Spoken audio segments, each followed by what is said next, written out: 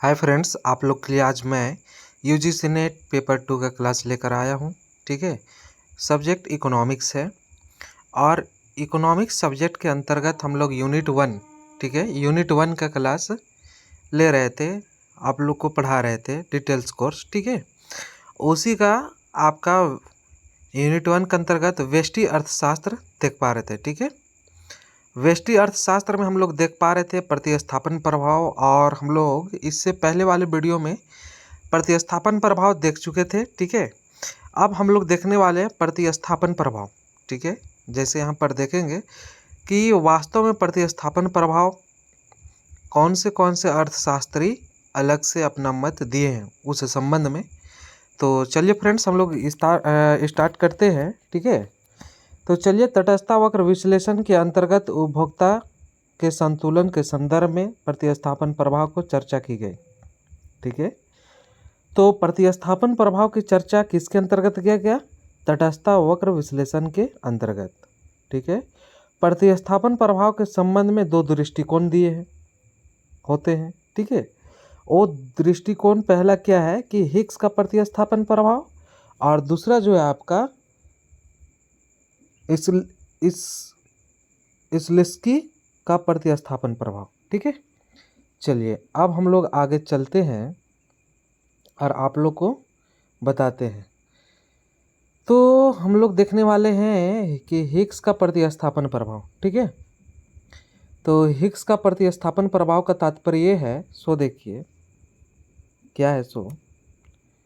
ठीक है, हिग्स का प्रतिस्थापन प्रभाव हिग्स के अनुसार है ना। हिग्स कहते क्या है कि जब दो वस्तुओं के सापेक्षिक मूल्यों में इस प्रकार परिवर्तन होता है कि उपभोक्ता न तो पहले से अच्छी स्थिति में रहता है और न बुरी स्थिति में रहता है, उसे हम लोग क्या कहते हैं? प्रतिस्थापन प्रभाव कहते हैं। तो हिग्स भी वही कहते हैं कि प्रतिस्थापन प्रभाव किसे कहते हैं। प्रतिस्थापन प्रभाव उसे कहते हैं ना कि उपभोक्ता पहले की से अच्छी स्थिति में जा पहुंचता है ना खराब स्थिति में, तो वैसे स्थिति को हम लोग प्रतिस्थापन प्रभाव कहते हैं। उपभोक्ता की मौद्रिक आय में इस प्रकार परिवर्तन होता है। किसके? उपभोक्ता की मौद्रिक आय में इस प्रकार परिवर्तन होता है कि वह सापेक्षिक मूल्य में क्या है? वह सापेक्षिक मूल्य में परिवर्तन के फलस्वरूप, ठीक है, वास्तविक आय में हुए परिवर्तन को निष्क्रिय बना देता है। ठीक है, क्या है कि वास्तविक आय में हुए परिवर्तन को क्या है? निष्क्रिय बना देता है, ताकि उपभोक्ता पहले से ना तो अच्छी स्थिति में रहता है और ना बुरी स्थिति में रहता है। जैसे एक उदाहरण के द्वारा यहाँ पर समझाने का प्रयास किया गया है कि मान लिया जाए कि y तथा x दो वस्तुएं हैं। सही बात है। ठीक है, और y के मूल्य में सापेक्षिक वृद्धि तथा x के मूल्य में कमी होती है। ठीक है, क्या है? y के मूल्य में सापेक्षिक वृद्धि तथा x के मूल्य में कमी होती है, तो y के रूप में उपभोक्ता की आय में कमी होगी। क्या है? y के रूप में क्या होगा? आपका उपभोक्ता की आय में कमी होगी, तथा x के रूप में उपभोक्ता की आय में क्या होगी? वृद्धि होगी। ठीक है, जब y के रूप में कमी होगी तो x के रूप में क्या होगा? आपका आय में वृद्धि होगी। लेकिन सापेक्षिक मूल्य में, ठीक है, सापेक्षिक मूल्य में परिवर्तन के फलस्वरूप y के रूप में, ठीक है, क्या है? परिवर्तन के फलस्वरूप y के रूप में उपभोक्ता की आय में जो कमी होती है, ठीक है, उपभोक्ता की आय में जो कमी होती है उसकी क्षतिपूर्ति x के रूप में उपभोक्ता की आय में वृद्धि से हो जाती है। ठीक है, क्या है? वृद्धि से हो जाती है, और जिससे उपभोक्ता, ठीक है, जिससे उपभोक्ता पहले की अपेक्षा न तो अच्छी स्थिति में रहता है और न बुरी स्थिति में रहता है। इसे प्रोफेसर ने आय में क्षतिपूरक परिवर्तन कहा है, और इसी के माध्यम से प्रतिस्थापन प्रभाव की व्याख्या किया जाता है। और इसके व्याख्या हम लोग पहले भी कर चुके हैं, फिर भी हम लोग यहाँ पर प्रतिस्थापन प्रभाव हिग्स के अनुसार देख रहे थे। समझ गए? अब चलिए हम लोग इस्लिस्की का प्रतिस्थापन प्रभाव को हम लोग देखते हैं। ठीक है, इसके अंतर्गत कैसा होता है। तो इस्लिस्की ने उपभोक्ता की आभासी वास्तविक आय को स्थिर मानकर प्रतिस्थापन प्रभाव की व्याख्या की है। क्या है? स्थिर मानकर प्रतिस्थापन प्रभाव क्या करते हैं? व्याख्या की है। और जब एक वस्तु के मूल्य में कमी होने से उपभोक्ता की वास्तविक आय में वृद्धि होती है, तो इसका समायोजन इस प्रकार किया जाता है कि यदि उपभोक्ता चाहे तो दोनों वस्तुओं के पहले, ठीक है, दोनों वस्तुओं को पहले वाला संयोग खरीद सकता है। समझ गए? दोनों वस्तुओं के पहले वाला संयोग को क्या करता है? खरीद सकता है। ठीक है, खरीद सकता है। जो मूल्य में, ठीक है, क्या है कि जो मूल्य में परिवर्तन के पहले, ठीक है, जो मूल्य में परिवर्तन के पहले उसके पास था, ठीक है, ताकि उसकी वास्तविक आय स्थिर रहे। क्या रहे? उनकी वास्तविक आय स्थिर रहे। लेकिन जब वह ऊंचे तटस्थता वक्र पर चला जाता है तो प्रतिस्थापन प्रभाव होता है। प्रोफेसर हिग्स ने इस लिस्की के प्रतिस्थापन प्रभाव को मापने की विधि को लागत अंतर विधि कहा है। ठीक है, समझ गए? क्या है कि आपको लागत अंतर विधि कहा है। और इस लिस्की के प्रतिस्थापन प्रभाव में स्थिर वास्तविक आय का मतलब दो वस्तुओं के, ठीक है, क्या है? दो वस्तुओं के एक विशेष संयोग के रूप में स्थिर क्रय शक्ति है। ठीक है, लागत अंतर का मतलब, ठीक है, लागत अंतर का मतलब बताया जा रहा है कि मूल्यों में अंतर के फलस्वरूप क्रय शक्ति में अंतर है। और इसकी गणना पुराने एवं नए मूल्यों पर दो वस्तुओं के एक विशेष संयोग की लागत में, ठीक है, एक विशेष संयोग की लागत में अंतर के द्वारा की जाती है। और इस लिस्की ने प्रतिस्थापन प्रभाव को एक चित्र के माध्यम से भी बताने का प्रयास किए हैं। ठीक है, और आप लोग को बता दें फ्रेंड्स कि इस चित्र को आप लोग बहुत ध्यान से देखने का प्रयास कीजिएगा। ठीक है, और इस चित्र से आप लोग समझ पाइएगा और अच्छी तरह से, हम मेरे ख्याल से लगता है कि प्रतिस्थापन प्रभाव को आप लोग समझ पाइएगा। जैसा कि चित्र में बताया जा रहा है कि x अक्ष में x वस्तु, y अक्ष में आपका y वस्तु को बतलाया गया। ठीक है, और यहाँ पर विभिन्न बिंदु, विभिन्न आपका वक्र रेखा जो स्पर्श करती है, समझ गए, करती है। तो अब उनको डिटेल्स हम लोग देखने वाले हैं। ठीक है, तो चलिए यहाँ पर दिया हुआ है क्या है कि शो देखिए कि इस चित्र में प्रारंभिक मूल्य रेखा तटस्थता वक्र रेखा, ठीक है, वक्र IC1, ठीक है, जो वहाँ पर आप देख रहे हैं जहाँ पे IC1 लिखा हुआ है, को क्यू बिंदु पर स्पर्श करती है। कौन सा बिंदु पर? क्यू बिंदु पर। क्यू बिंदु यहाँ पर है। ठीक है, और इस बिंदु पर उपभोक्ता x वस्तु की, इस बिंदु पर उपभोक्ता x वस्तु की, ठीक है, x वस्तु की क्या होता है? मूल्य में कमी होती है। x वस्तु के मूल्य में क्या होती है? आपका कमी होती है। और कमी होने के कारण, ठीक है, मूल्य में कमी होती है और उपभोक्ता की मूल्य रेखा जो है NM1 हो जाता है। NM1, ठीक है, NM1 होता है, हो जाएगी। और x वस्तु के मूल्य में कमी होने से, ठीक है, क्या है? x वस्तु के मूल्य में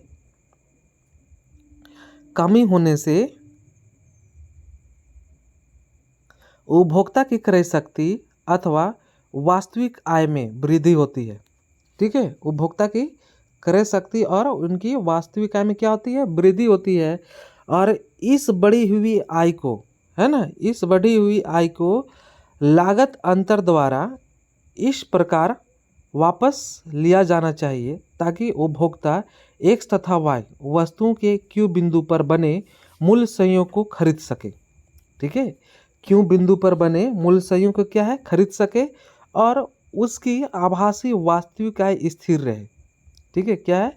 उसकी आभासी, है ना, वास्तविक आय क्या स्थिर रहे। और इसके लिए N1 M2 रेखा इस प्रकार खींची जाती है ताकि वह Q बिंदु से, ठीक है, होकर गुजरे और NM1 रेखा के समानांतर हो। ठीक है, क्या हो? NM1, ठीक है, रेखा के समानांतर, जो आप ये रेखा देख पा रहे होंगे, इसके आप क्या हो सकता है? आपका समानांतर हो सकता है। और यह उपभोक्ता की आय y और वस्तु की NN1 मात्रा अथवा x वस्तु की MM2, ठीक है, क्या है? MM2 जो यहाँ पर देख पा रहे होंगे, सॉरी M1 M2 है ना, M1 M2 मात्रा से कम करने के बराबर है। समझ गए?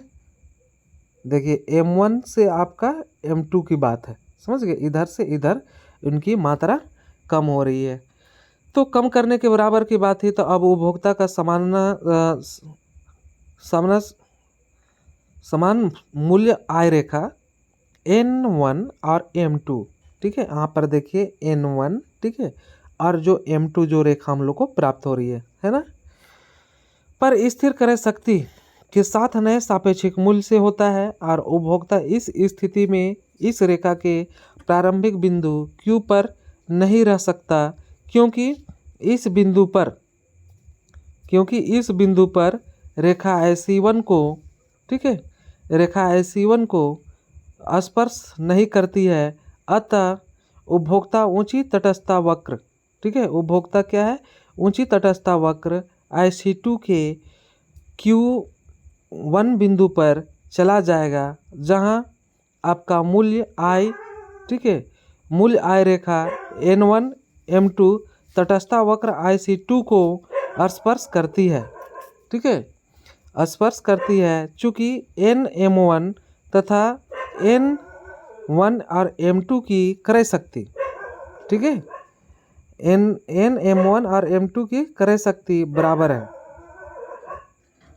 अब देखिए इसमें आप लोग को क्या देखना है, ठीक है, बराबर है। अतः इन दोनों की संतुलन स्थिति, ठीक है, अतः इन दोनों की संतुलन स्थितियों Q तथा Q1 का अंतर मूल्य, ठीक है, का अंतर मूल्य अंतर का प्रतिस्थापन प्रभाव है, ठीक है, क्या है, अंतर मूल्य अंतर का प्रतिस्थापन प्रभाव है, ठीक है। और इस प्रकार समानांतर अक्ष पर X1 X2 तथा X वस्तु की मात्रा में वृद्धि, समझ गए क्या होती है, वृद्धि, और X वस्तु के मूल्य में कमी, और इस लिस्ट की प्रतिस्थापन प्रभाव जब उपभोक्ता Y वस्तु को Y1 Y2 मात्रा के लिए X वस्तु की X1 X2 मात्रा का प्रतिस्थापन करता है। समझ गए? अब चलिए आप लोग को आगे ले चलते हैं और हम बताते हैं कि आप प्रतिस्थापन प्रभाव को मापने की दो विधियों के इस लिस्ट की विधि और हिग्स विधि से श्रेष्ठ है। और हिग्स का प्रतिस्थापन प्रभाव, ठीक है, उपभोक्ता के मूल तटस्थता वक्र पर संतोष के प्रारंभिक स्तर पर लाकर, ठीक है, संतोष के प्रारंभिक स्तर पर लाकर उसकी, ठीक है, क्या है, उसकी वास्तविक आय को स्थिर रखता है, उसकी वास्तविक आय को स्थिर रखता है। और दूसरी ओर इस लिस्ट का प्रतिस्थापन प्रभाव, ठीक है, उपभोक्ता को ऊंचे तटस्थता वक्र पर, उपभोक्ता को ऊंचे तटस्थता वक्र पर लाकर उसे अधिक संतुष्टि प्रदान करता है, ठीक है, क्या करता है, अधिक संतुष्टि प्रदान करता है। और पुनः इस लिस्ट की विधि में बाजार मूल्यों एवं मात्राओं का अवलोकन कर लागत अंतर के बराबर वास्तविक आय की गणना की जा सकती है, और जबकि हिग्स के प्रतिस्थापन प्रभाव के द्वारा आय में क्षतिपूरक परिवर्तन का अनुमान लगाना क्या है, कठिन है, ठीक है। तो इस तरह से हम लोग देख पाए साथियों, कौन सा, कि हम लोग देख पाए आपका प्रतिस्थापन प्रभाव की दो अर्थशास्त्रियों का दृष्टिकोण। और आप लोग का बस यही तक आज क्लास ले रहे हैं, ठीक है, और आगे हम लोग अगला पार्ट देखेंगे क्षतिपूरक मांग वक्र, ठीक है। थैंक यू फ्रेंड्स, अच्छा लगे तो लाइक कमेंट शेयर अवश्य कीजिए। Thank you.